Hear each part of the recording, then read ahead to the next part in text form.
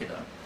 할렐루야 주님, 오늘도 여호와의 은혜와 은총, 주의 영광 앞에 있는 하나님의 귀한 이 시간, 하나님의 귀한 또한 아들과 딸들의 모든 모임 위에 주님 함께 하시고 은혜를 도와서 주의 영광에 이룰 수 있는, 그리고 또 하나님이 수원이 온전히 그리고 기뻐하실 만큼 아름답고 귀한 신앙으로 성장해 가며 또 하나님께서 인도하시는 아름답고 귀한 시간 되기를 주여 간절히 원하옵고 원하옵나이다. 오늘도 이 시간 사랑하는 귀한 자녀들 위해 주님 함께 하셔서 저희들의 모든 심령들이 아버지의 세상의 모든 것들을 능히 깨닫게 알게 하시고 또 아버지의 그러한 것이 어떠한 것인지 그 결말을 또한 깨닫게 알게 하심으로 하나님의 선하시고 온전하시고 기뻐하신 뜻, 그래서 하나님이 세상 나라를 그리고 인간 나라를 주관하시고 주장하심을 믿고 그 안에서 하나님의 영광을 위한 아름답고 귀한 하나님의 아들로 딸로 성장해가며 변화받는 데 부족함이 없는 이 귀한 시간이 되게 도와 주옵소서. 주의 말씀이 우리 가운데 살아 움직이게 하시고 운동력 있게 하시고 생명력 있게 하셔서 하나님의 영광이 아름답고 귀한 은혜와 은총 가운데 함께 동참하며 하나님 앞에 영광을 돌릴 수 있는 귀한 은혜의 주님의 아들과 딸들이 되게 도와 주시옵소서. 오늘도 주님의 사랑이 우리 가운데 함께 하시며 하나님의 영광 가운데 이르게 하실 줄로 믿고 예수 그리스도의 이름으로 감사와 기도드렸사옵나이다. 아멘. 우리 같이 성경을 찾겠습니다. 신약성경 유다서 1장 7절입니다. 성경 유다서 1장 7절 우리 한 절 같이 봉독을 하도록 하겠습니다. 우리 같이 봉독합니다. 소돔과 고모라와 그 이웃 도시들도 저희와 같은 모양으로 간음을 행하며 다른 색을 따라가다가 영원한 불의 형벌을 받음으로 거울이 되었느니라. 아멘. 자, 오늘은 우리가 이 시간 속에서 이제 유다서 1장 7절인데요. 유다서 1장 7절인데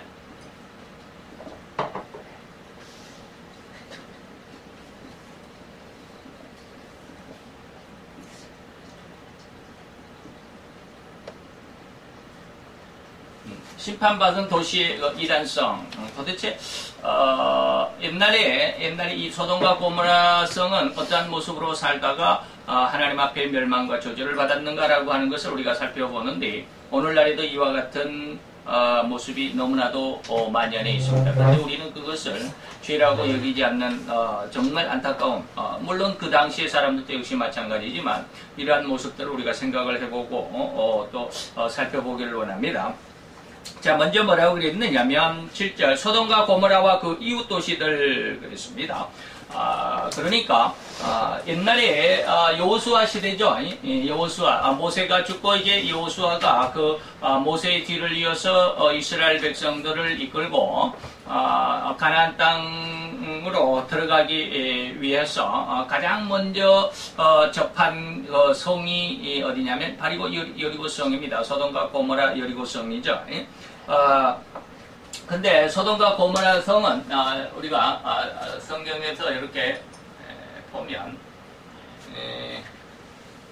헬몬산이 있습니다. 헬몬산이 무슨 산이냐면 예수님이 변화를 하셨던 그래서 마태 16장에 나오는 변화산이라고 하는 그 산이 헬몬산입니다. 여기는 유대 지역이 아니고요. 여기는 요즘에 말하는 여기 시리아 지역입니다.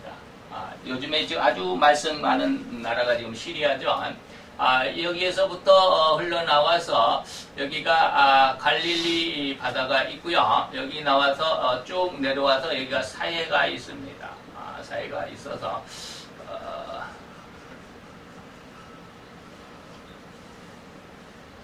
저기 있고 여기가 이제 가데스 바네아라고 하는 쉽게 말하면 성경에서 이스라엘 백성들이 광야 40년을 살았던 지역이 바로 이 지역이고요. 그런데 사해가 있고요. 이 사해 옆에 여기가 어디냐면 바로 여기가 여리고성입니다. 지금 현재 사해 바로 위에 여리고성이거든요. 그리고 이쪽이 이제 여기가 사우디아라비아죠. 사우디아라비아 지역입니다. 여기가 이제 사우디아라비아 지역인데, 갈릴리로 해서, 여기가 요르단이라고 하는 나라가 지금 존재해 있습니다. 자, 그런데 이스라엘 백성들이 여기 이집트의 고센 땅에서부터 이렇게 여기에서 어떻게 뭐 돌다는지 어쨌는지 모르지만 자우자 여기에서 여기가 홍해를 건너게 되죠. 홍해를 건너게 됩니다. 그리고 여기에서 빙빙 돌다가 여기에서 여기가 비스가산인데 여기에서 모세가 죽습니다. 모세가 죽죠. 그래서 모세를 이어서 여호수아가 이제 가나안 땅이 이 지역인데 여기가 가나안 땅인데 다시 말하면 이스라엘이죠. 지금 이스라엘입니다. 이스라엘인데 여기 들어가기 위해서 가장 먼저 이 강이 이 요단강입니다. 갈릴리에서부터 사해로 들어오는 이 강이 요단강인데 이 요단강을 건너면 바로 여기가 여리고성입니다. 그리고 지금 이 사해라고 되어 있는 여기가 어디냐면 바로 여기가 소돔과 지금은 없죠. 지금은 없고 사해로만 남아 있습니다. 소돔과 고모라라고 하는 땅이 여기에 있었습니다. 그래서 여리고성을 바로 침략해 들어가는 이제 공격해 들어가는 그런 상황이죠. 자, 그런데 이제 여리고성을 들어와서 여리고성을 들어오기 전이죠. 여기는 지금 창세기입니다. 여기 소돔과 고모라 성이 나오는 그 거기는 어디냐면 창세기 19장이죠. 그리고 여리고성이 나오는 여호수아가 모세를 이어서 여리고를 점령했다라고 하는 것은 이건 출애굽기입니다. 그러니까 창세기 19장과 출애굽기하고는 상당히 긴 얼마간의 시간인지 모르지만 많은 시간의 차이가 있죠. 그래서 지금은 이제 제가 이스라엘을 알아보기 쉽게 하기 위해서 출애굽기에 대해서 이렇게 이제 모세가 여기 비스가산에서 죽었다더라. 여리고성은 여호수아가 모세를 이어서 여호수아가 이스라엘 백성들을 끌고 들어가서 이제 가나안을 차지했다라고 하는 것은 이제 훗날 출애굽기 시대고요. 지금 우리가 본문에서 나오는 소돔과 고모라 성은 창세기 19장에 나오는 그 시대이기 때문에 이 출애굽기 시대와는 상당히 먼저 된 시절이죠. 여기에서는 누가 나오냐면 바로 아브라함이 나오죠. 아브라함 시대이기 때문에 여기까지 한 1000년 정도의 차이가 있을는지 모르겠어요. 정확한 연도 얼마간의 연도 차이가 있는지는 정확히 잘 모르겠지만 아브라함 시대에 소돔과 고모라 성이 멸망을 받습니다. 자, 그렇기 때문에 여리고성 뭐 이런 것들은 이제 조금 출애굽기 시대니까 좀 놔두고요. 여기 지금 소돔과 고모라 성이 있었던 이 자리가 지금은 뭘로 변했어요? 사해로 변했습니다. 그 옆에가 이제 여리고성이 있겠죠, 나중에. 이 사해로 변했는데 소돔과 고모라 성이 사해 바다가 돼버렸다.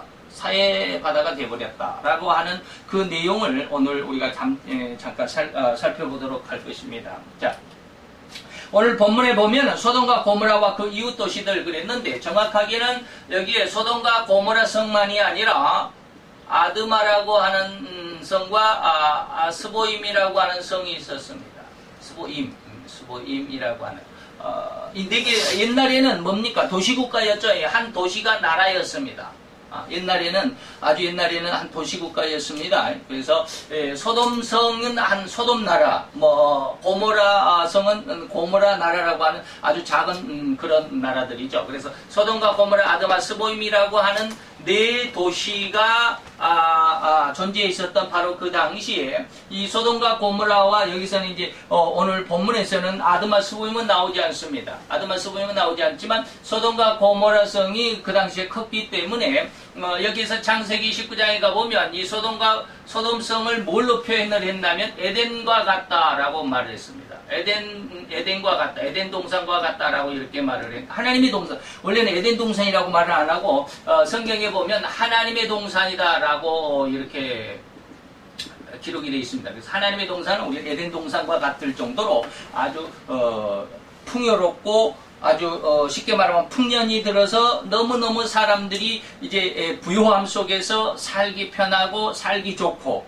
그래서 평안하고 안락하고, 그래서 어느 시간대든지 좌우지간 자기의 요즘으로 말하면 힐링할 수 있는 시간들이 많고 자기의 여가를 즐길 수가 있고 그랬던 최고의 그러한 시간들, 그러한 나날들을 보내고 있었던 도시가 어디냐면 바로 이 소돔과 고모라 성이었습니다. 우리말로 하면 뭐예요? 태평성세다 이 말이죠. 세상이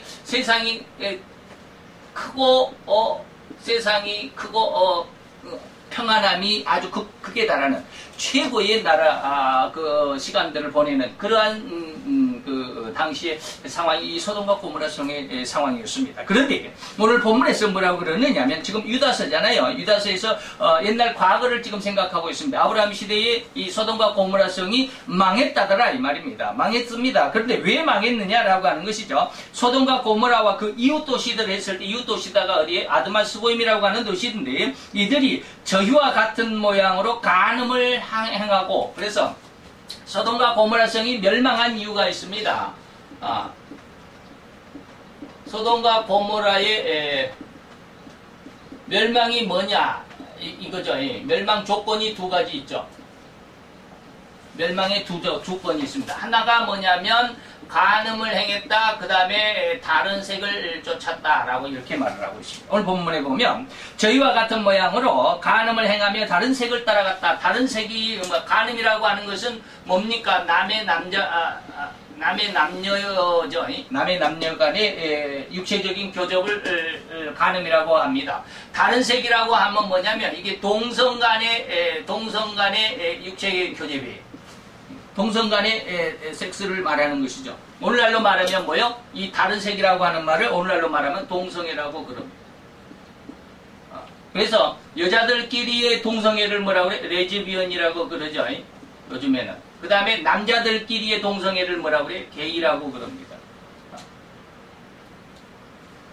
그런데 자, 이런 모습인데 여기서 무슨 말을 우리가 생각해 볼 수 있느냐면 바로 이러한 모습, 소돔과 고모라 성이 멸망을 한 두 가지의 조건이 있는데 그것이 간음을 행하는 그러한 습성, 그러한 그 풍조가 너무 만연해 있었더라. 이 소돔과 고모라 성 안에 창세기 19장에 가보면 이제 나중에 좀 이따 말씀을 드리겠지만 남녀노소가 다 이 말이에요. 남자나 여자나 늙어서 나이가 있는 사람이나 또는 젊은 어린아이들까지라도 어린아이에서부터 늙은이까지 그리고 그것이 남자든 여자든 상관없이 모든 그러니까 이게 뭘 말해요? all people이라고 그럴 수 있죠. 모든 사람이 말이에요. 어린아이들 빼고 뭐 소년으로부터 뭐 그럴 수도 있겠죠. 조금 이성의 눈을 뜰만한 그런 나이가 되면 모든 사람들이 전부 어디에 관심이 있느냐면 남녀간의 간음 아니면은 또 동성애 이러한 데 정신없이 정신을 놓고 그런 데 팔려들어갔다라고 하는 것입니다. 자, 이러한 두 가지 조건이 있는데 이 조건을 오늘 본문에서는 뭐라고 그랬느냐면 저희와 같은 모양으로 라고 이렇게 이야기하고 있습니다. 저희가 누구냐 이 말이죠. 저희와 소돔과 고모라 성이 고모라와 그 이웃 도시들도 저희와 같은 모양으로 간음을 행하며 다른 색을 따라갔다. 그러면 저희와는 누구예요? 저희가 누구예요? 앞에서 말한 사람들이 있었습니다. 1장 6절에 보니까 1장 4절부터 이렇게 보니까 누가 있었느냐면 출애굽한 백성들. 이건 누굽니까? 이스라엘 백성들이죠. 이스라엘. IS 그러면 좀 이상하네. 그러니까 이스라엘 백성들. 그 다음에 두 번째가 누구냐면 자기 지위와 처소를 떠난 천사들. 앞에서 말한 내용들이 바로 이런 내용들입니다. 그러면 출애굽한 백성들이나 지위와 처소를 떠난 천사들과 같은 모양으로 이 말입니다. 그럼 이 사람들이 어떠한 사람들이냐? 출애굽한 백성들은 어떤 사람들일까요? 그들은 애굽에서부터 하나님의 그 허락으로 모세를 따라서 방금 이제 여기 말했지만 고센 땅에서 여기 이제 요렇게 여기가 이제 아프리카겠죠? 예? 아프리카에서 여기가 이집트입니다. 애굽이라고 하는 나라죠. 그 중에서 나일강 나일강 이쪽이 고센 땅입니다. 고센 땅에서 살다가 400년 만에 이제 모세를 지도자로 해가지고 애굽을 탈출하게 되죠. 그게 출애굽입니다. 그게 이제 출애굽인데 모세를 따라서 탈출을 하게 되는데 성경에 보면 여러분들이 나중에 성경 공부를 하다 보면 참 희한한 저도 그것을 미처 깨닫지를 못했었는데 많은 거의 대부분의 뭐라 그럴까 출애굽 공부를 하다 보면 이스라엘 백성들이 뭐 여기서 나와가지고 뭐 저는 이제 자세한 지명들을 다 모르겠어요. 뭐 숫곳을 지났다, 뭐 어디를 지났다라고 이렇게 쭉 해갑니다. 그리고 나서 여기에서부터 이쪽으로 이렇게 쭉 광야 생활로 하나님의 인도하심을 받다가 여기가 어디라고요? 가데스 바네아라고 하는 광야라고 하는 땅인데 여기서 바로 여리고성으로 들어갑니다. 그러니까 홍해를 건너는 과정이 없어요. 홍해를 성경에는 분명히 홍해를 건넜다라고 하는데 홍해를 건넌 그런 그림들이 없어요. 그래서 여기에서 어떤 사람들은 여기에서부터 여기를 살짝 이렇게 건너왔다. 여기는 이제 육지거든요. 여기는. 그런데 살짝 여기가 바로 홍해라고 그럽니다. 레드시라고 여기가 홍해고요. 여기가 무슨 적인지 모르겠네요. 토경 그래요. 여기에서 이거 홍해를 건넜다라고 이렇게 하는데 여기서 홍해를 건넌 건 아니에요. 여기서 이쪽으로 와서 요즘에 많은 그 선교 여행을 떠나는 선교 여행 중에서 여기가 산이 하나 조금 있는데 여기가 무슨 수도원이 있어요. 여기를 시내산이라고 그러는데 여기 시내산이 아닙니다. 여기 가데스 바네아에 있는 이 시내산이 아니에요. 시내산은 어디가 있느냐면 여기가 있습니다. 이게 시내산입니다. 사우디 쪽에 있어요. 아라비아 땅에 있습니다. 성경 자세히 읽어보면 아라비아 땅에 시내산이 있다고 해요. 그래서 이 사우디에서는 이 시내산을 이렇게 딱 철책으로 쳐놓고 올라가지 못하게 해놨어요. 지금 구글 지도에서 보면 여러분들이 지금 몇 번 보여드렸는데 구글 지도에서 보면 그 시내산 밑에를 철책으로 이렇게 사우디에서 이렇게 철책으로 이렇게 딱 쳐놓고 올라가지 못하도록 하고 있습니다. 어쨌든지 여기 홍해를 여기 건너서 시내산에 올라옵니다. 라고 그러는데 자 출애굽한 백성들이 간음을 행했다, 다른 색을 쫓아갔다라고 하는데 출애굽한 백성들이 바로 여기에서 홍해를 건너서 여기가 지금 현재는 여기 광야 쪽에 그 이름이 뉴 에이바라고 하는 우리나라의 그 여의도 섬처럼 이게 삼각주가 이렇게 크게 하나 나와 있습니다. 우리나라 여의도의 한 2배 정도 될런지 모르겠어요. 상당히 큰 삼각주가 하나 있습니다. 뉴에이바라고 하는 곳에서 홍해를 건넜는데 여기 홍해의 이 깊이를 보면 보통 1000m가 된답니다. 깊이가 1km가 되는 거예요. 물의 깊이가 1km가 됩니다. 그러니 물의 깊이가 1km가 되니까 도대체 상상이 안 되죠. 그런데 희한하게도 이 뉴에이바에서 이쪽에 여기에 지명은 제가 잘 모르겠지만 이쪽에서 요렇게 이 물 밑의 지형이 이쪽에만 한 200m 수심 200m밖에 안 된답니다. 여기만. 그리고 이 부분하고 이쪽에 홍해 부분하고는 수심이 약 한 1km가 평균 1km가 된답니다. 수심이. 그러니까 굉장히 깊죠. 근데 여기만 200m밖에 안 된대요. 그래서 이쪽으로 건너왔는데 여기에서 잠수부들이 옛날 애국 군대들의 그 마차 바퀴들을 애국 군대 모세를 필두로 해가지고 홍해를 건넜는데 홍해를 건너고 나니까 애국 군대들이 그냥 또 홍해 바다로 마차를 끌고 들어왔는데 하나님께서 그 홍해 갈른 물을 다시 합치게 함으로 인해서 애국 군대가 여기서 몰살을 당했다더라. 뭐 그런 내용이 나오죠. 그래서 지금도 여기 이 부분에서 이 해저 200m 되는 이 해저에서 당시 애국 군대의 것으로 추정되는 마차 바퀴들이 몇 개 많이 이렇게 이제 이렇게 축이 하나 있고 이런 것들이 산호에 이렇게 묻혀가지고 여기 몇 개 발굴되기도 하고 그렇답니다. 지금도 여기 있어요. 인터넷에 들어가 보면 다 나와요.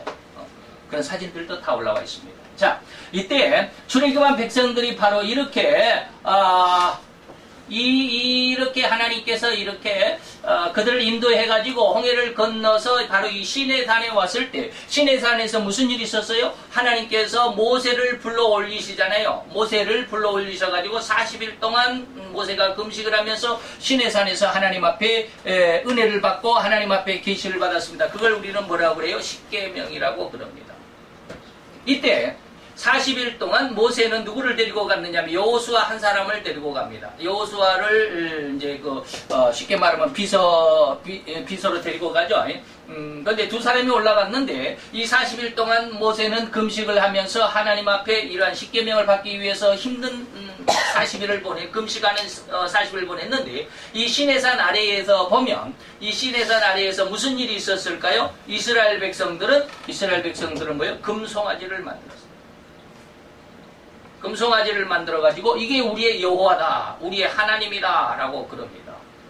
금송아지를 만들었고 우리의 하나님이다라고 쉽게 말하면 우상 숭배의 죄에 빠지게 되죠. 이러한 상황을 영적인 모습으로 하나님은 간음을 했다 라고 말을 합니다. 그래서 하나님을 떠나버린 자들이죠. 그리고 지위와 처소를 떠난 천사들이라고 하는 것은 우리가 지난 시간에도 물론 여기 출애굽한 백성들에 대해서 말씀을 드릴 때도 다 마찬가지지만, 하나님 앞에 영계라고 하는 곳은 어디예요? 영계는 뭐예요? 하나님과 천사가 있는 세상, 천사의 세계를 영계라고 그럽니다. 우리 사람들이 있는 세계를 뭐라고 해요? 인간계라고 그럽니다. 그리고 자연 우주 만물을 자연계라고 이렇게 말하기도 하는데, 이 영계의 상황 속에서 천사들 중에 천사가 세 부류가 있죠. 천사가 세 부류가 있습니다. 첫째는 뭐요? 가브리엘 계통. 가브리엘 계통은 쉽게 말하면 문과입니다. 오늘날 우리로 말하면 문과. 그 다음에 두 번째가 미가엘이라고 하는 천사의 계통이 있습니다. 여기는 무과입니다. 이과가 아니고 무과. 그 다음에 세 번째가 누구냐면 루시퍼 계열의 천사들이 있습니다. 이거는 음악을 담당하는 예능과, 예능과입니다. 그런데 이 세 천사들 중에서 루시퍼가 제1천사장, 쉽게 말하면 총리격입니다. 총리격인데 이 루시퍼가 하나님을 거역하고 반대하죠. 지난 시간에 말씀을 드렸습니다. 왜 반대됐을 그까지 이야기하면 또 지난 시간까지 반복을 하니까 너무 시간이 많이 가서 이들이 있어야 할 곳이 어디예요? 하나님과 천사의 세계니까 하나님 앞에 있어야 되죠. 항상 하나님 앞에서 하나님을 시중 들고 있어야 되는데, 이들이 자기 지위, 하나님 앞에 있어야 할 지위, 그리고 자기가 있어야 할 처소가 어디? 하나님 앞에 있어야 되죠. 항상 하나님 앞에 시립해서 하나님의 명령을 받던 그러한 자리가 있어야 되는데, 그것을 떠났다. 다시 말하면 하나님을 거역하고 반대했다. 하나님을 떠나버렸다. 이것을 뭐라고 그래? 영적으로 간음이라고 말합니다. 자, 이렇게 저희와 같은 모양, 다시 말하면 저희는 누구의 출애굽한 이스라엘 백성들이나 하나님 앞에서 있어야만 했던 천사들 중에 3분의 1인 루시퍼 계통의 천사들이 자기 지위와 처소를 떠나서 루시퍼는 사단이 되고, 그 밑에 있는 3분의 1의 천사들은 뭐가 돼요? 이들을 우리는 악령이라고도 말하고 귀신이라고도 말합니다. 이러한 모습으로 떨어져 버렸죠. 그런데 이러한 자들처럼 저희와 같이 뭐 했다? 소돔과 고모라 성에 있는 모든 사람들도 뭐 했다? 간음을 행하며 다른 색을 쫓아갔다. 무슨 말인지 이해가 되겠죠?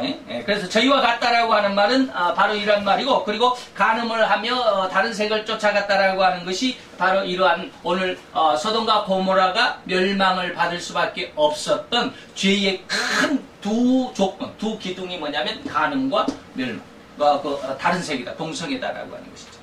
자, 여기서 우리가 이러한 육체적인 음란의 이러한 간음이나 다른 색, 이런 동성애라고 하는 것이나 또 이성간에 짓는 이러한 간음이라고 하는 것을 볼 때, 이러한 죄악 가운데 있을 때 성경에서 보면 이러한 죄들 다 똑같이라고 말할 수 있지만, 이것이 네 가지 어떤 특징을 가지고 있습니다. 첫째는 어떠한 특징을 가지고 있느냐 하면 결코 회개가 없는 자들이 있습니다. 이런 간음을 행했다. 너희들이 지금 간음을 행하고 있다. 아니면 또 동성애적인 어떤 동성애가 하나님 앞에 죄다라고 이렇게 말을 하고 거기에서 그러한 죄에서 떠나라고 아무리 일러주지만 첫째는 뭐요? 회개가 없는 절대로 그것을 받아들이지 않는 자들이 있습니다. 그래서 그러한 사람들은 요한계시록 2장 2절 21절에 있습니다. 계시록 2장 21절에 보면 뭐라고 그랬느냐면 또 내가 그에게 이러한 죄, 이러한 간음 죄에 대해서 또 다른 육체적인 이러한 죄들에 대해서 하나님께서 회개할 기회를 주었지만 그 음행을 회개하고자 아니하는도다라고 결코 회개가 없는 자들이 있습니다. 저는 이 동성애에 대해서 이거는 절대적으로 저는 인간의 뭐합니까 인지의 오류라고 봅니다. 절대로 이렇게 동성애로 타고난 사람은 없다라고 봅니다.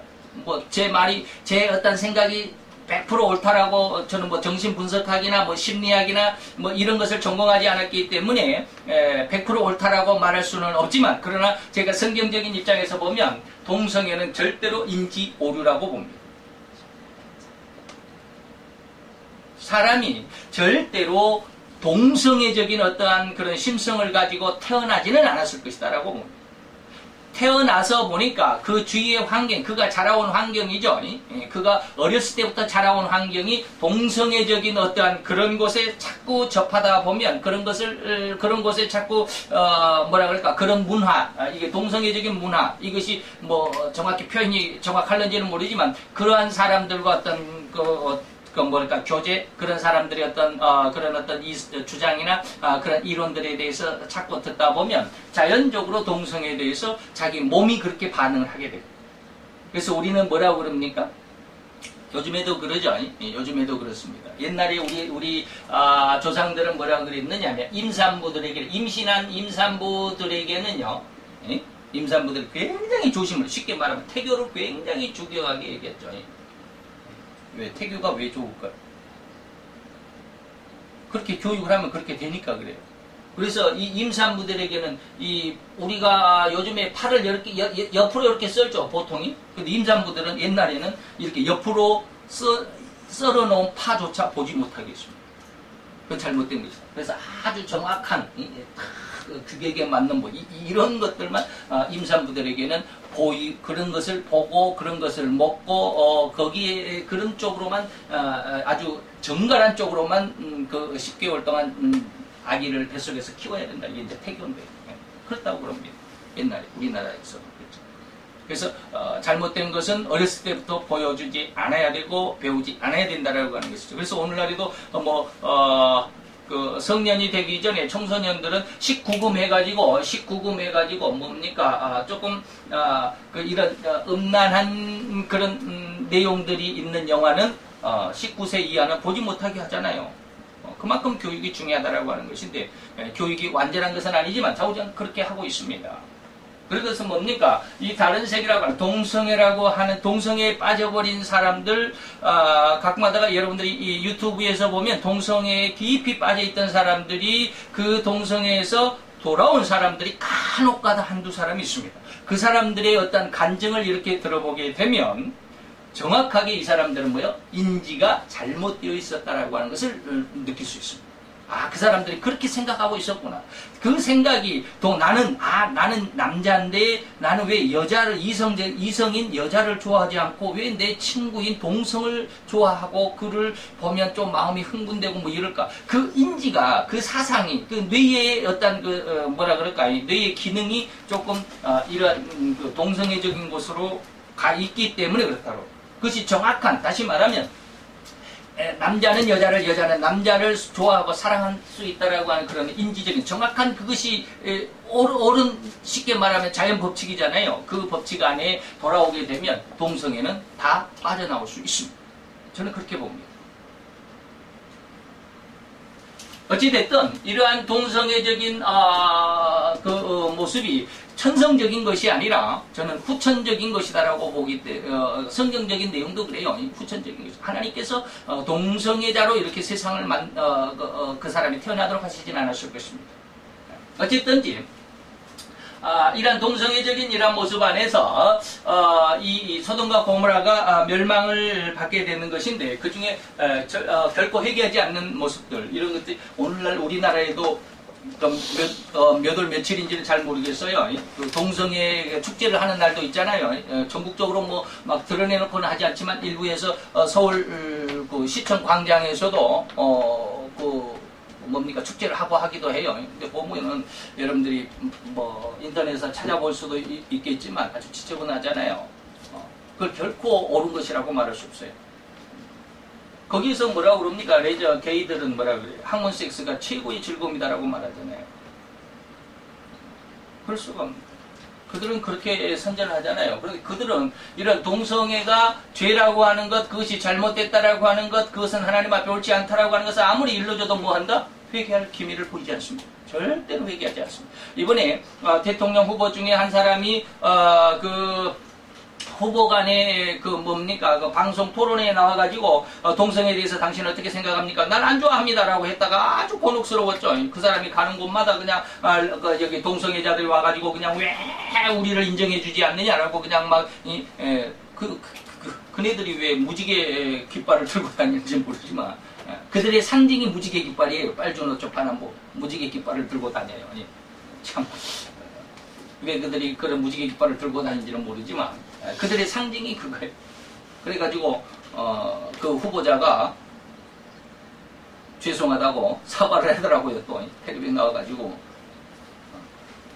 그건 뭐예요? 이런 사람들도 다 자기의 권리가 있다. 성소수자들의 권리, 권익을 보호해 주어야 된다라고 하는 그런 시대로 지금 돌아가고 있잖아요. 그런데 이 소돔과 고모라가 멸망을 당한 조건, 두 가지 조건 중에 하나가 뭐예요? 바로 이것이 만연해 있었다. 동성애가 만연해 있었다라는 겁니다. 그래서 결코 회개하지 않습니다. 우리 하나님께서 가장 아름답게 여기셨던 이스라엘 이 나라에서도 여기가 예루살렘이 여리고성 갈릴리 바다 옆에가 여기가 예루살렘입니다. 예루살렘 성인데요. 여기에서 이쪽으로 나오면 여기 바닷가에 여기가 뭐냐면 여기가 텔아비브입니다. 텔아비브라고 하는 도시인데 쉽게 말하면 우리나라의 서울이고 여기가 부산쯤 되는 그런 도시인데 원래 이제 지금 법적으로는 이 텔아비브가 이스라엘의 수도입니다. 제1 수도긴 한데 이외에 이 예루살렘을 이스라엘 걸로 지금 인정을 안 하고 있죠. 유엔에서도. 원래는 이게 6.1 전쟁 옛날 1966년도인가요? 6.1 전쟁 때 여기 골란공원하고 여기 이렇게 해가지고 여기가 서안지구라고 하는데 이 예루살렘 지역을 포함해서 갈릴리 바다 이쪽이 원래는 이스라엘 땅이 아니었는데 6.1 전쟁을 함으로 인해서 뭐 했어요? 이거를 빼앗았거든요. 이스라엘이 골란공원 그 다음에 서안지구를 뺏었거든요. 점령을 했습니다. 그리고 이제 팔레스타인의 피에로를 이쪽으로 여기로 쫓아버렸죠. 조그마한 쪽으로 밀어붙였습니다. 여기가 바로 뭡니까? 팔레스타인들의 그 거주 지역이고 지금 날 이제 여기서 맨날 이렇게 미사일 쏘고 막 그러잖아요. 1년에 한 1000발 가까이 미사일이 여기 이스라엘 땅으로 떨어집니다. 여기에서 피해로 팔레스타인들이 쏜 1년에 한 1000발 가까이씩 미사일이 떨어집니다. 근데 어떤 우리나라 선교사가 그러시더라고요. 우리나라는 지금 60년입니까? 남북이 갈라진 지 1950년에서부터 67년입니까? 70년 가까이 되죠. 1965년. 1950년에 67년, 올해까지 67년이죠. 67년 동안 남북이 분단되어 있는 상황 가운데서 북한에서 남한으로 미사일을 단 한 번도 쏜 적이 없다. 그러면서 그 선교사가 하는 말이, 야, 우리나라는 여기 이스라엘에 비하면 얼마나 하나님께서 우리나라를 지켜주셨는지 모르겠다. 우리나라 건국 대통령이 누구 이승만 대통령이 나라를 처음에 나라를 세우면서 나라로 정식적으로 세우면서 국회에서 사도신경을 외우고 기도로 시작했던 나라가 우리나라입니다. 그런데 그 나라를 뒤집어 엎은 사람이 박정희 대통령이에요. 그래서 완전히 기독교적인 내용을 완전히 사거리 없애버렸습니다. 그럼에도 불구하고 하나님께서 우리나라를 지켜주셨다라고 하는 것은 변함이 없는 하나님의 은혜입니다. 어쨌든지 이런 상황 속에서 이 텔아비브를 제가 말씀드린 이 텔아비브가 무슨 도시냐면 동성애의 도시입니다. 세계적인 동성애 도시입니다. 하나님의 나라의 제1수도, 현재 법적으로는 제1수도입니다. 현재 실제적으로는 예루살렘이 제1수도지만 법적으로는 텔아비브가 제1수도입니다. 여기가 어디냐면 바로 요빠입니다. 요빠가 어디예요? 구약 성경에 요나라고 하는 선지자가 도망갔던 항구가 바로 이 항구, 오늘날 텔아비브입니다.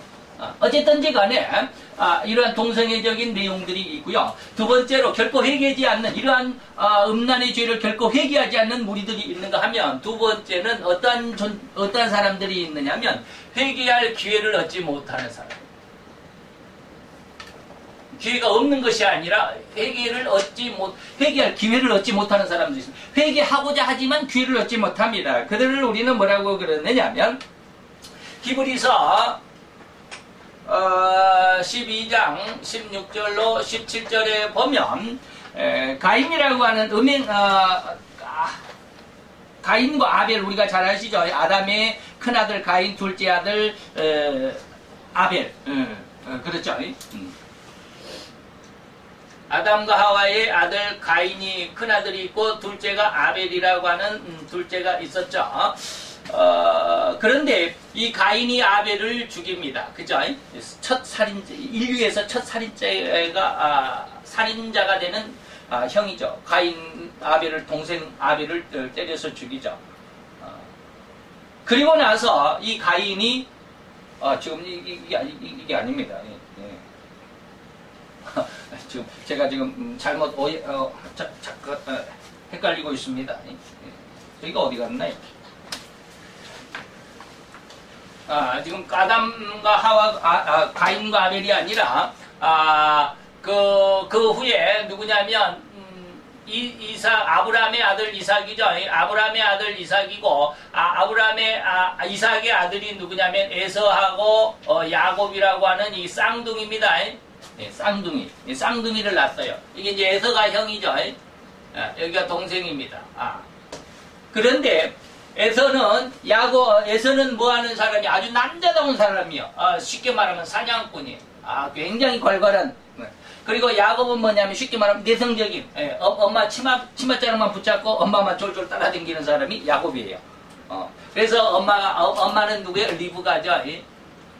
이삭과 리브가인데 여기에서 에서는 너무 괄괄하니까 남자다우니까 아빠는 남자다운 큰아들을 너무 좋아합니다. 그런데 엄마 리브가는 엄마 치맛자락을 붙잡고 졸졸 따라다니는 야곱을 더 좋아했던 것 같아요.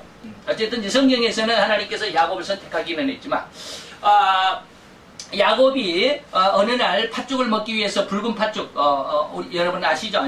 동지죽. 팥죽을 끓이고 있는데 에서가 사냥을 하고 사냥터에 산에 갔다가 돌아오는데 한 마리도 잡지 못하고 빈털털로 왔으니까 하루 종일 돌아다니다가 배를 쫄쫄 골마서 얼마나 배가 고팠겠습니까? 그런데 야곱이 빨간 팥죽을 단팥죽을 끓이고 있으니까 야, 그거 단팥죽 한 그릇 나 달라고 그랬더니 야곱이 안 돼. 이거 한 그릇 먹으려면 내가 오늘부터 형할게. 네가 동생이라. 쌍둥이니까 뭐 네가 형 하나 내가 동생 하나 네가 동생 하나 내가 형 하나 뭐. 그래서 에서가 그냥 그래 그럼 네가 형하고 오늘부터 내가 동생 할게. 그냥 그랬어요. 쌍둥이니까. 그래가지고 팥죽 한 그릇 먹었어요. 이후에 또 몇 년 있다가 아버지 이삭이 이제 거의 죽을 때가 돼가지고 야 이제 내 모든 재산을 큰아들에게 왜 이삭은 아주 괄괄하고 남성다운 에서를 좋아했으니까 큰아들에게 가가지고 야 에서야 빨리 너 가가지고 노루 한 마리 잡아갖고 맛있게 네가 잘하는 그거 요리 있잖아요. 특제 요리를 만들어가지고 나에게 별미를 만들어주면 내가 그걸 먹고 힘을 내가지고 너에게 내 모든 축복권을 내가 너에게 내려줄게. 딱 그랬다. 근데 그 소리를 리브가 엄마가 주방에서 살짝 듣고 있다가 에서가 이제 산으로 사냥하러 간 다음에 리브가는 야곱을 좋아했잖아요. 그래서 야곱에게 가가지고 야 네가 아빠가 눈이 거의 노안이 아주 심해가지고 잘 알아보지도 못할 정도로 눈이 이제 그렇게 완전히 장님이 된 건 아니지만 눈이 잘 안 보니까 네가 에서라고 그래라. 목소리도 다른데요. 네가 목소리가 좀 감기 걸렸다 하면 되잖아. 나는 털이 없는데 형 에서는 그냥 남자라 그냥 얘가 털이 북실북실 만져보면 알 텐데요. 그거는 내가 이제 양털로 이렇게 해줄 테니까 걱정 말고 네가 얼른 내가 맛있는 양고기 내가 해가지고 할 테니까 네가 가서 대신 축복을 받아라 그랬거든요. 그래서 야곱이가 이제 떨리는 가슴을 이제 진정을 시키면서 엄마가 하라는 대로 여기다가 이제 양털로 이렇게 손목 밴드를 하고 아빠 이제 들어갔어요. 그러니까 아버지가 야, 너 그렇게 벌써 이렇게 사냥을 했냐? 너무 빠르지 않냐? 그러니까 하나님께서 아주 잘 순적하겠다라고 그러는데 아주 하나님께서 사냥감을 빨리 주셔가지고 제가 이렇게 빨리 잡아왔습니다. 근데 가만히 이렇게 목소리를 들어보니까 너 혹시 야곱 목소리인데 에서 목소리가 아닌데 제가 지금 하도 목감기가 들려가지고 지금 목이 클클해서 그래요. 그래. 맛있게 먹었어요. 왜? 자기 아내가 평생을 해준 음식이기 때문에 얼마나 이삭의 입맛에 잘 맞았겠습니까? 아주 딱 떨어졌죠. 그렇게 해놓고는 그냥 아주 있는 축복 없는 축복 다 갖다가 이삭이 야곱에게 돌려줬어요. 그리고 이제 야곱이 축복을 받고 나갔어요. 그리고 나서 에서가 노루를 한 마리 잡아가가지고 탁 요리해가지고 아빠 큰아들 에서가 이렇게 노루를 잡아서 노루 요리를 해왔습니다. 그러니까 이게 무슨 말이야? 아까 에서가 왔다 갔는데 너 누구야? 그러니까 내가 에서인데요. 그럼 아까 온 녀석은 누구야? 동생 야곱이가 나를 가장해가지고 아버지를 속였군요 해가지고 이삭이 너는 이제 내가 죽인다. 얼마나 화가 났습니까? 옛날에 내 장자권을 뺏어가더니 이번에는 또 내 아버지께서 내게 주실 모든 이 축복권을 네가 뺏어가? 너는 안 죽이면 내가 천벌을 받는다고 막 씩씩대고 있으니까 엄마가 큰아들의 막 화난 소리를 들었거든요. 야곱이 어디 갔냐? 막 찾고 다니는 그런 중간에 야곱을 불러가지고 너 빨리 외갓집으로 도망내라. 그때 여기에서 보면 여기에서 이제 어디가 있을까요? 여기가 예루살렘이었을까요? 여기에서 보면 하란이 여기에 요즘으로 말하면 요즘으로 말하면 이라크.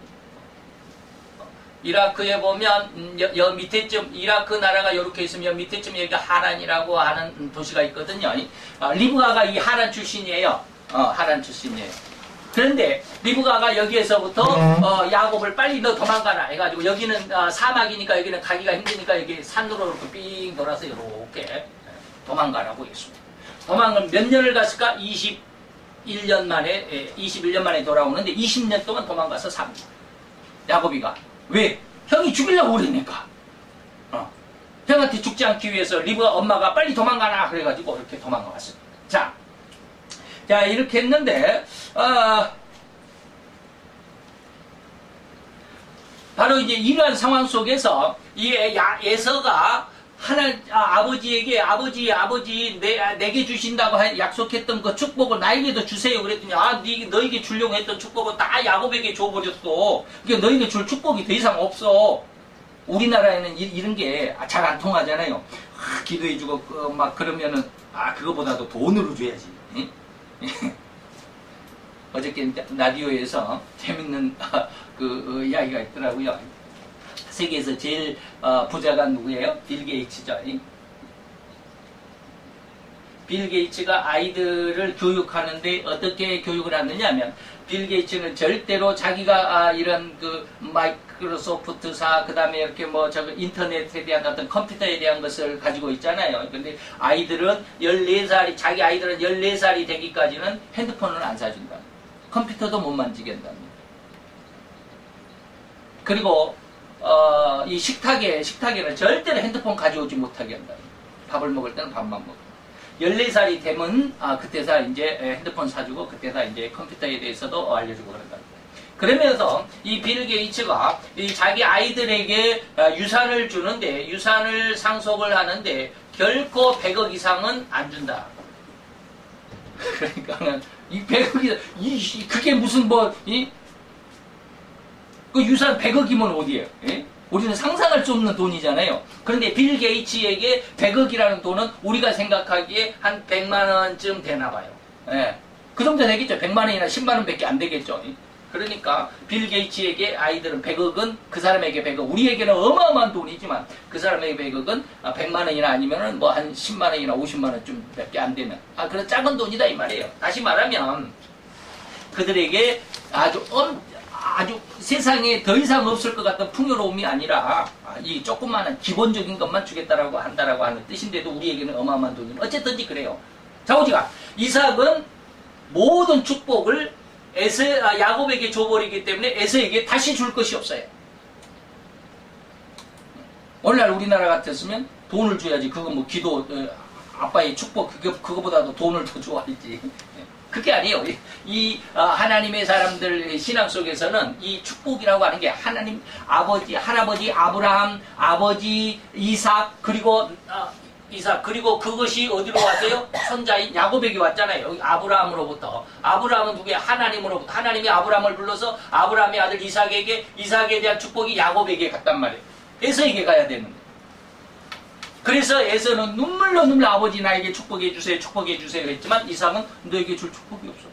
오히려 그에게 기도하는 것이 뭐냐? 너는 이제 세상에서 유리하는 방황자가 되고 세상에서 고생 찔찔이 하다가 그냥 죽겠다. 이런 기도를 해줬어요. 성경에 보면 그렇게 나와요. 여러분들 한번 읽어보세요. 에서는 그런 축복을 받지를 못했어. 야곱에게는 뭡니까?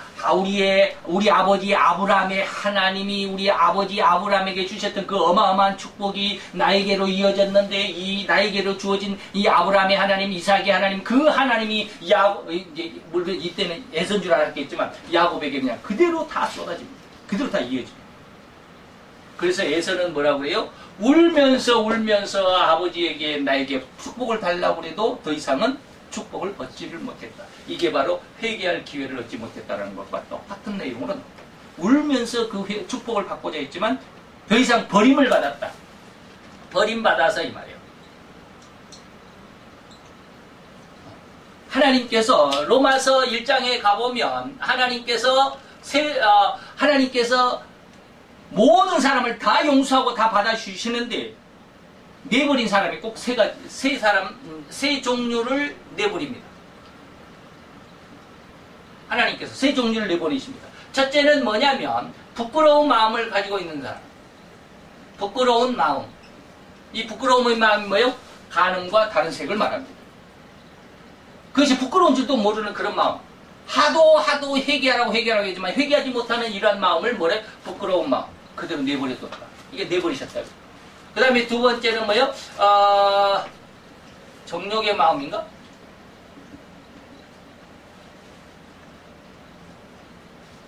다 이거 제가 설교하려고 다 외웠는데 또 잊어버렸네. 상실한 마음. 부끄러운 마음과 정욕의 마음과 상실한 마음에 내버려뒀다. 이 세 가지는 하나님께서 버리셨다고 그럽니다. 그 내용들을 제가 다 설명을 안 드리겠지만 이런 마음, 다시 말해서 이렇게 버림을 받은 사람들은 하나님 앞에 회개할 기회를 얻지를 못합니다. 회개하려고 하지 않는 사람이 있는가 하면 회개하고 축복을 받으려고 하지만 회개가 안 되어지는 사람들이 있습니다. 하나님 앞에 버림받은 사람들. 그 다음에 세 번째가 뭐냐면 철저한 회개로 인해서 축복을 받은 사람. 이 사람이 누구냐면 바로 야곱입니다. 야곱이 얼마간 도망갔다고요? 형이 죽이려고 했으니까 얼마간 도망갔다고 그래서 아까 제가 21년 동안 그랬죠. 21년 동안 하란으로 도망갔다고 그랬는데 20년 동안 도망가고 21년 만에 돌아옵니다. 21년 만에 돌아오는데 이 야복강이 제가 어딘지는 모르겠어요. 이 야복강이 어딘지는 모르겠지만 여기는 요단강이라고 그랬죠. 이제 형을 만나러 고향집에 돌아오는데 이 야복강이 어딘지는 모르지만 야복강에서 건너면 이제 형을 만나. 강 건너에서 형이 400명의 군사를 이끌고 자기를 죽이려고 지금 쫓아오고 있는 거야. 소문을 들었어. 거기 자기 하인 한 사람을 고향에 보내가지고 우리 형이 에서가 지금 잘 있는지 한번 동정을 살피고 오너라 그랬더니 형이 지금 400명의 군대를 이끌고 내 주인님 야곱 당신을 지금 죽이려고 쫓아오고 있습니다. 그러니까 야곱이 뭐요? 이 야복강을 건너갈 수가 없잖아요. 다리가 후두두루 떨려요. 20년 동안 외삼촌 집에서 20년 동안 종사를 하면서 쉽게 말하면 뭐 재벌급은 아니지만 상당히 부자가 돼서 돌아옵니다. 뭐 내용은 다 말씀드리지 않겠지만 근데 이 부요한 재물들을 가지고 아내도 4명이 되죠. 뭐 부인은 2명, 첩이 2명 해갖고 아내가 4명이나 됩니다. 거기에서 11명의 아들이 있습니다. 그리고 한 딸이 있습니다. 마지막 12번째 아들이 있는 베냐민이 아마 오는 도중에 아마 낳았을 것입니다. 그러다가 이 오는 도중에 12번째 베냐민을 낳다가 그 라헬 엄마가 죽고 맙니다. 난산을 해가지고 죽고 마는데, 어쨌든지 뭐 그렇습니다. 이 강을 건너갈 수가 없어요. 왜? 형이 쫓아오고 있으니까. 그래서 이 야복강 앞에서 야곱이 하나님 앞에 자기 목숨을 내놓고 기도하기 시작합니다. 하나님, 나 살려주세요. 하나님, 내가 여기 도망갈 때에, 이 하란으로 도망갈 때, 여기가 베델이거든요. 여기가 예루살렘이에요. 예루살렘 위에가 여기가 베델이라고 하는 도시가 있거든요.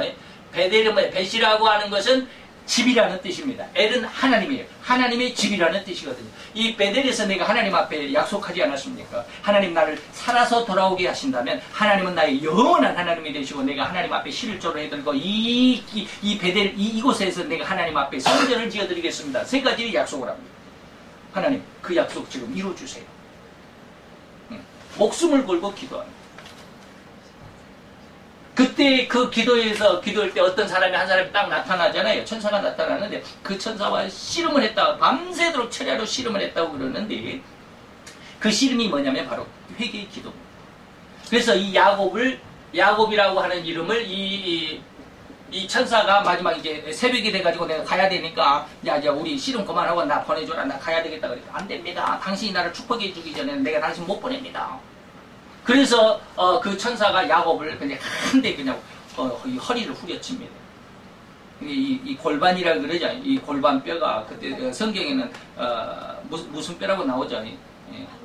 환도뼈라고 나오는데, 이 환도뼈가 위골이 됐다. 이 부서졌다. 이게 반드시 있어야 되는데 이게 그냥 어긋나죠. 이걸. 그래서 절개됐다라고 그러는데, 그때 이 천사가 야곱을 뭐라고 이름을 바꿔줬는데, 이스라엘이라고 하는 이름으로 이름을 바꿔줍니다. 야곱이라고 하는 이름은 뭐요? 야비한 도적놈이라는 뜻입니다. 야곱이라는 이름의 뜻이 있어요. 아주 야비한 도적놈. 이게 형 것을 다 막 뺏어갔잖아요. 내가 형이 할게. 내가 팥죽 한 그릇 주고, 또 아버지를 속여가지고, 물론 엄마가 그랬지만 아버지를 속여가지고 형 에서의 모든 축복을 다 뺏어갔잖아요. 야비한 도적놈이라는 뜻인데, 야, 그 이름 갖고는 네가 세상에 나와서 성공을 못해. 쉽게 말하면 그랬어요. 그래서 네 이름을 내가 고쳐줄게. 이스라엘. 엘이라는 말은 뭐예요? 하나님이라. 이스라엘은 이겼다. 하나님을 대적해서 이겼다. 그런 뜻이거든요. 그래서 이스라엘이라는 이름으로 바뀝니다. 그래서 오늘날 이 나라의 이름이 뭐예요? 이스라엘입니다. 야곱의 후손들이에요. 12명의 후손들이죠. 그래서 이때 바로 이 야복강가에서 철저하게 회개를 하고 이 형 에서로부터 죽음을 어떻게 합니까? 면제받단 말이 좀 이상하지만 면하게 됩니다. 형에게 이제 지혜를 주죠. 야곱에게 지혜를 줍니다. 이렇게 자기의 재산을 3분의 3등분 합니다. 그래서 첫 번째 다 갖다 줘. 어마어마하게 재산을 딱 먼저 보내. 야, 니네들 누구야? 그러니까, 우리 주인은 야곱인데요. 주인의 당신의 종 야곱이 내 주인인데, 내 주인 야곱이 당신에게 보내는 선물입니다. 하고 수많은 양떼들, 약떼, 이런 것들 보내줍니다. 또 한참 또 가다 보니까 또 한때가 우르르 쫓아오고, 야, 니네들은 또 누구야? 주인, 뭡니까? 에서를 주인이라고 그러죠. 주인의 종 야곱이라고. 자기의 주인을 종이라고 그럽니다. 주인의 종 야곱이 내 주인인데, 우리 주인의 종이 보내는 선물입니다. 또 두 번째 선물을 줍니다. 그리고 세 번째는 뭐예요? 야곱이 넘어갑니다. 야복강을 넘어가서 형 에서를 만나고 그 두 번이나 선물을 받으니까 에서가 마음이 좀 누그러졌는지 죽이려고 왔다가 야곱을 만나고서는 둘이 부둥켜 안고 막 엉엉 웁니다. 이제 21년 만에 재회를 하죠. 형제간에. 그리고 나중에 이제 집으로 돌아오죠. 집으로 돌아와가지고 이삭이 그때 죽습니다. 야곱과 에서가 함께 장례를 지냅니다. 아버지 이삭의 장례를 지냅니다. 그리고 나서 이 고향 땅에 이삭의 모든 재산과 이삭의 모든 땅과 모든 것들을 누가 차지했을까요? 야곱이 차지합니다. 형은 떠나갑니다. 그 20년 동안 아버지를 잘 모시고 있었잖아요. 에서가.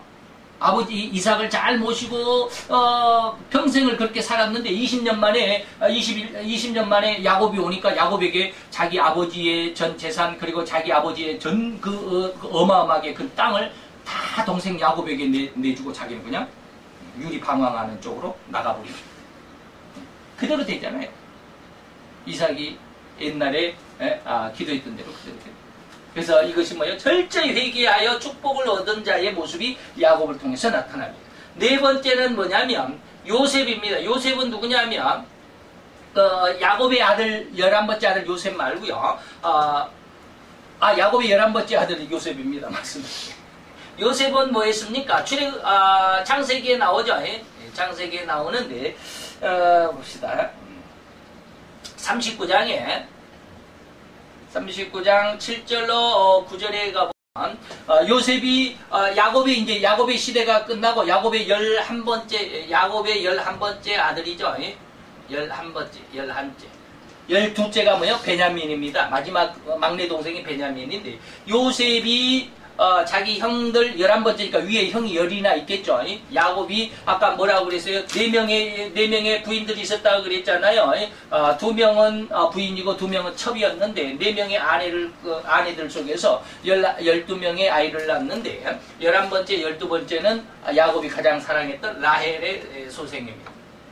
라헬이 12번째 아들을 낳다가 이제 죽기는 하지만 그때 이 요셉이 10명의 형들의 그 미움을 받아가지고 애굽으로 인신매매를 당하죠. 애굽으로 인신매매, 노예로 팔립니다. 애굽의 노예로 팔리죠. 요셉이. 그런데 요셉이 얼마나 그 성실한 사람이었느냐면 야곱에게 자기 아버지 야곱에게 가장 사랑을 받는 11번째 아들이었지만 형들 10명에 의해서 애굽의 노예로 팔려가죠. 근데 거기서 성실의 일을 하다 보니까 이 애굽의 노예로 누구네 집으로 갔느냐면 보디발이라고 하는 장군의 집에 팔려갑니다. 이 보디발이 우리나라로 말하면 국방장관이에요. 국방부 장관입니다. 보디발이.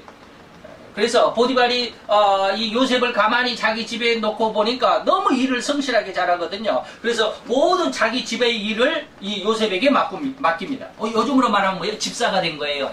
모든 일을 관장을 해주고 모든 일을 다 처리해주는 그러한 집사직을 부여받습니다.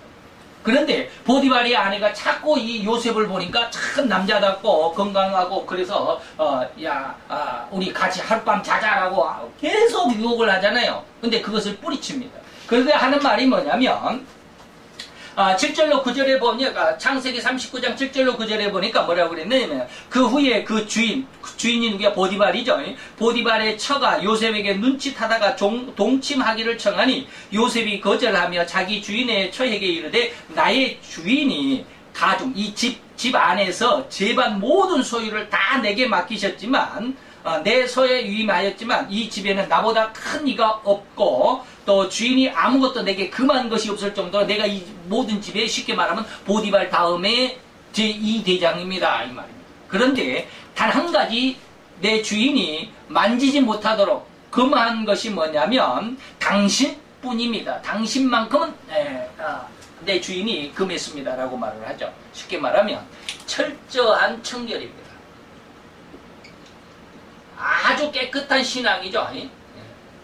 이 철저한 청결, 아주 죄를 짓지 않는 자기 현실 속에서 자기 욕심과 야망이 있지만 그 욕심과 야망을 결코 이루려고 하지 않는 아주 깨끗한 오직 하나님만 믿고 의지하며 아주 청렴한 신앙 안에서 내가 지금 이렇게 노예로 끌려왔지만 노예로 팔려왔지만 그래도 하나님은 여기 속에서 이 고난 속에서도 나를 역사하시고 내게 하나님의 약속을 이루실 것이다 라고 하는 것을 믿는 그 믿음, 어떻게 보면 굉장히 바보 같은 믿음, 또 좋은 말로 말하면 그 순수한 믿음을 가지고 있던 사람, 결코 죄와는 타협하지 않는, 하나님만 믿고 의지하며 죄에는 결코 굴복하지 않는 이러한 모습이 뭐요? 오늘 요셉과 같은. 그러니까 네 가지 오늘 이렇게 소돔과 고모라 성이 멸망을 받는 두 가지 조건 속에서 가는과 다른 색인데 이 가는과 다른 색을 세상 사람들 속에 이 가는과 다른 색이 어떤 모습으로 나타나는가 네 가지를 말씀을 드렸습니다. 결코 회개하지 않는 사람들이 있거나 두 번째는 회개할 기회를 얻지 못한 다시 말해 하나님 앞에 버림받은 사람들 세 종류를 말씀을 드렸습니다.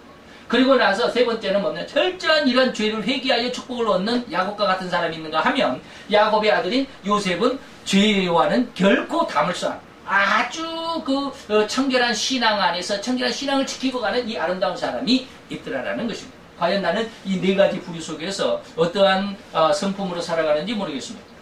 그래서 회개를 얻지 못한다는 것보다 회개, 요즘에 우리의 신앙 안에서 보면 내가 내 죄가 조금 느껴지고 하나님 앞에 회개하고 싶은 생각이 있다라고 하는 그런 회개할 마음만 가진다면 굉장히 축복받는 사람.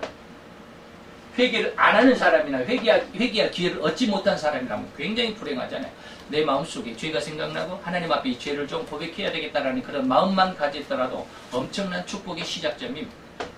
그리고 철저한 회개를 가진다면 거기에서 엄청난 하나님의 은혜와 축복 속에 들어갈 수 있을 것이고, 저는 네 번째 사람하고는 저하고는 좀 거리가 먼 것 같아요. 저는 철저하게 죄악 가운데 있는 사람이라 요셉처럼 죄와 별개의 그런 어떤 성품을 가지고 있는 사람은 아닌 것 같아요, 제 자신. 그래서 저는 세 번째 야곱을 쫓아가려고 무지개 애를 씁니다. 철저하게 죄를 내놓고 하나님 앞에 회개하고 하나님 앞에 용서를 받으면 그보다 더 큰 축복은 없을 것이다 라고 하는 것입니다. 그래서 오늘 서돔과 심판받는 도시의 그 이단성의 모습들을 통해서 우리의 심령 속에 다시 한번 하나님의 은혜와 은총을 더 깊이 간직할 수 있고 그 은혜 가운데서 풍성하게 성장하여서 아름답고 귀한 하나님의 아들, 딸로 성장할 수 있는 우리 모든 성도님들 되시기를 축원하면서 기도. 할렐루야. 주님 여호와 주께 감사와 찬양과 영광을 돌려드리라이다. 주의 영광 앞에 있어 아름답고 귀한 저들의 모습, 오늘 이 시간 아버지 하나님 심판받는 그 도시가 어떠한 모습으로 어떠한 내용으로 어떠한 생태로 살아갔는지를 살펴보았나이다. 아버지 하나님 이러한 모습이 옛날 그 소돔과 고모라 성에서만 끝나는 것이 아니고 오늘 우리 주위 속에 우리가 살아가는 이 세상 삶 속에 우리의 옆에 얼마나 만연해 있는지를 다시 한번 보게 하시고 아버지 하나님 내가 그들과 함께 동조하지 아니하도록 오늘 야곱과 같이 철저하게 내 모든 죄성들을 내려놓고 그들과 쾌락에 적고자 했던 그 안타까운 죄악의 모습들 전부 다 내려놓고 회개하고 회개함으로 인하여 하나님 앞에 용서함을 받는 아름답고 귀한 축복의 아들 축복의 딸들이 되게 도와 주시옵소서. 모든 걸 주께 맡기고 예수 그리스도의 이름으로 감사하며 기도하여 싸움나이다.